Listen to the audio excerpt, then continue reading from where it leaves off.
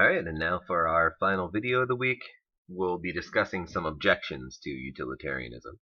So far we've seen how intuitive utilitarianism can be, right? So in many ways it already captures how we tend to think, right? We do a lot of cost-benefit analysis. We look to the consequences of our actions. We all think that happiness or pleasure is a good thing, right? Although we don't all think it's the best thing, all of us at least believe pleasure and happiness is a good thing. We tend to think that getting more of it would be better, right? So insofar as utilitarianism says, hey, look at the consequences of your actions, see how much happiness they produce, it seems to be pretty intuitive. However, it has some really unintuitive consequences. So let's look at these objections. First is that if you're a utilitarian, you're not going to believe that people have rights. So by rights here, we're talking about natural rights, rights that we have outside of the government, right? So even if there were no moral rights, no natural rights, we could still have rights written down on paper, right? We could still have the rights given to us in a constitution, but those aren't the same thing, right? If we want to change the constitution, we could change the rights people have. When we're talking about moral rights or natural rights, we mean these are rights that you have just by virtue of being a person. They're not rights you have by virtue of being a citizen. They're rights that just come from being a human. So we think these are pretty popular, right? So if you believe in God, well, then you clearly believe in natural rights because God gives you a right to life, liberty, so on and so forth. But you don't have to believe in God to believe in natural rights. You could think that rights just stem from being a human. Generally, respecting another human means that you respect the rights they have. But if you're a utilitarian, you think these rights don't exist. These discussions about our right to life, liberty, and property are meaningless. There is no right to any of these things. There's no right to anything. There's no inalienable rights. Why would that be? Well, because if you have a right means that you have a right to something and it can never be violated. Right? So if you have a right to life, it means no one can violate your right to life. No one can murder you justifiably. Right? If you have a right to property, you truly have a right to this property, then no one can take it away from you ever. But if you're a utilitarian, remember, you always have to look to the consequences. So if violating a right would produce more utility, then you're required to violate that right. So we wouldn't actually have any rights because they could be violated any time utility would be better advanced by violating them. So if you're a utilitarian, you can still talk about rights, but rights are really more just like general rules. They'd be more like our citizen rights, our contract rights. Rights that we can change at any given time, rights that can be overruled by certain circumstances.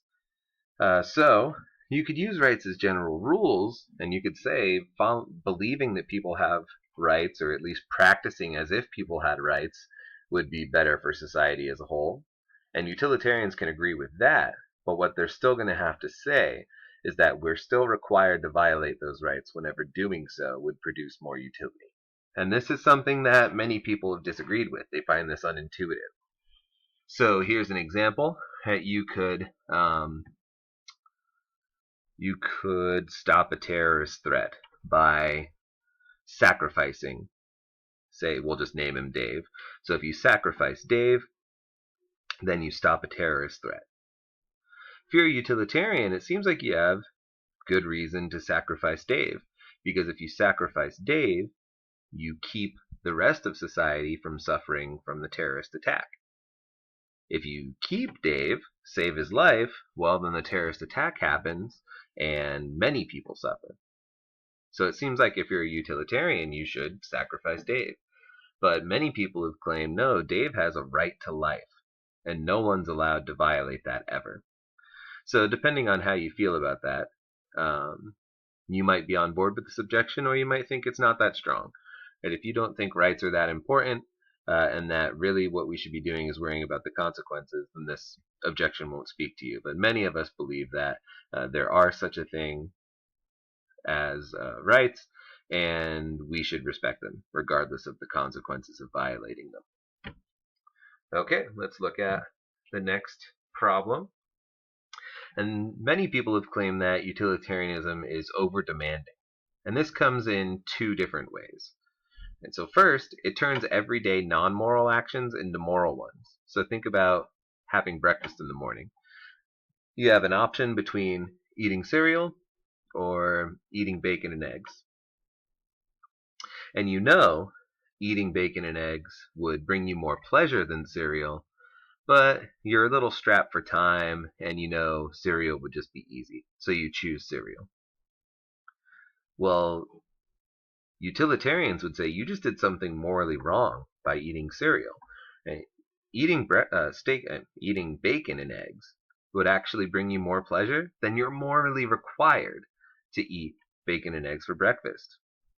But most of us think actions like that have nothing to do with morality, right? To say my breakfast choices are moral or immoral just seems like we're using the words incorrectly, right? So it's super counterintuitive. It would turn everything into a question of morality, right? So if I could brush my teeth in little like massaging circles or just scrape back and forth as fast as I could, I would actually be doing something morally wrong if I were to scrape back and forth as fast as I could, because I'm not getting as much pleasure out of my toothbrushing session as I possibly could.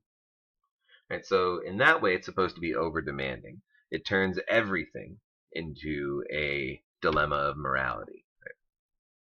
But the over demanding objection has a second part, and that's that it eliminates the possibility of supererogatory actions. So what are supererogatory actions?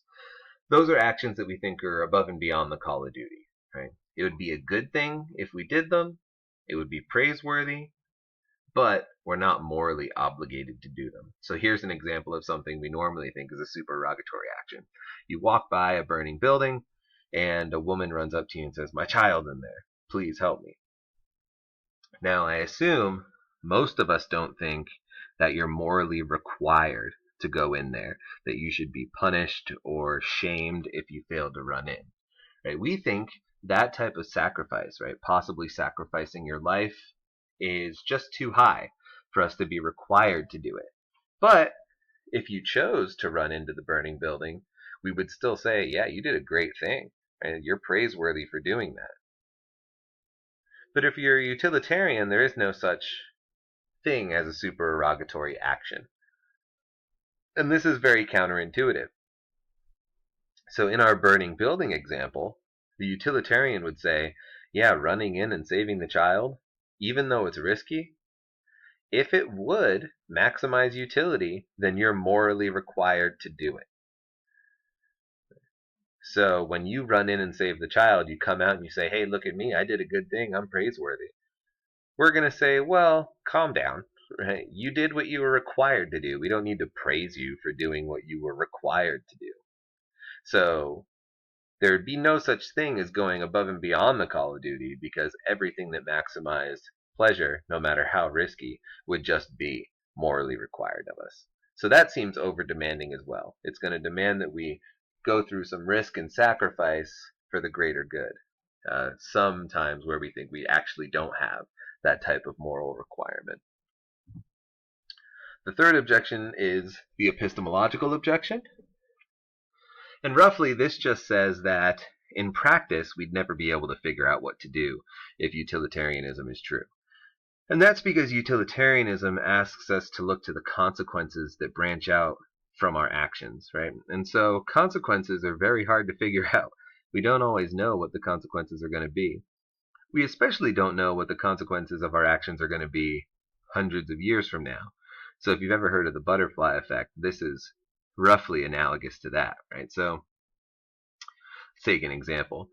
Hitler had some great-great-grandparents, and when they were deciding whether or not to procreate, right, they could have looked to the future and said, what are going to be the consequences of us having kids?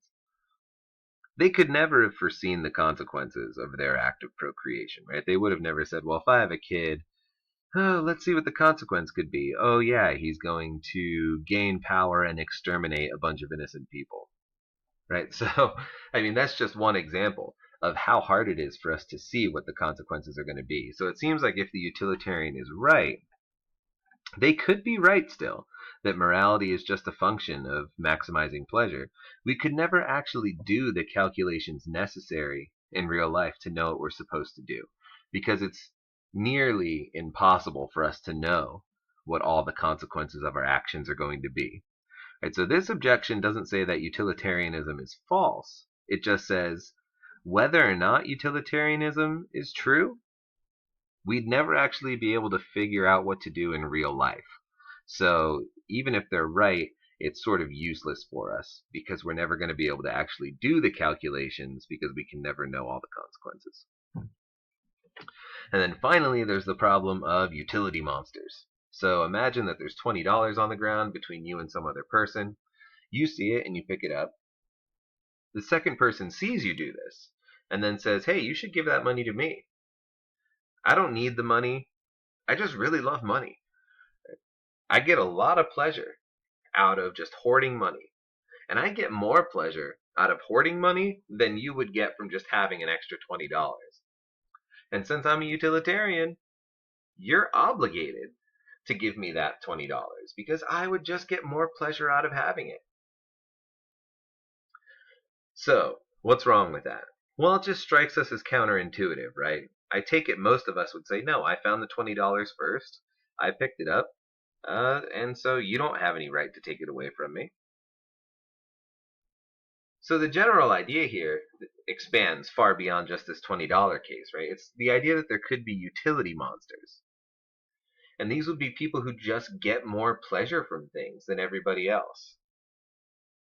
So if there really were these utility monsters, we could be required to sacrifice a lot on our own part, right? We could be required to sacrifice a lot of our own pleasure in order to give things to the utility monster to help them have even more pleasure, right? Because that would maximize utility. If I would get, let's just make it easy, if I would get 20 units of happiness out of $20, but the utility monster would get 50 units of happiness out of getting that same $20, then I'm morally required to give that second person the $20. And that just seems wrong. It seems like I, by finding it, have some right to it, granted that it doesn't have an original owner around. And just because this person gets more pleasure out of money means he gets to take the money? That seems weird. So the idea of a utility monster is counterintuitive because it means we could have to sacrifice a lot on our own parts just to please somebody who has different desires than we do. So these are the possible objections to utilitarianism. So here's what's really important. We just looked at two versions, two very old versions of utilitarianism. Today, people have continued the conversation. They've seen these objections, and they've tried to form new versions of utilitarianism that get around these objections. So don't think that any of these objections are fatal, right? People have come up with some solutions to them, and people are still discussing whether or not these new solutions are valuable, whether they really overcome these issues. One issue that's still live today is even though utilitarians have come up with responses to a lot of the objections, many people still believe that utilitarianism is still too demanding of us. It's over demanding. So that's roughly where the conversation is at now. I hope you have a good feel for what a utilitarian says morality is all about, but also what some of the issues are with it. But that's it for this week, and thank you very much.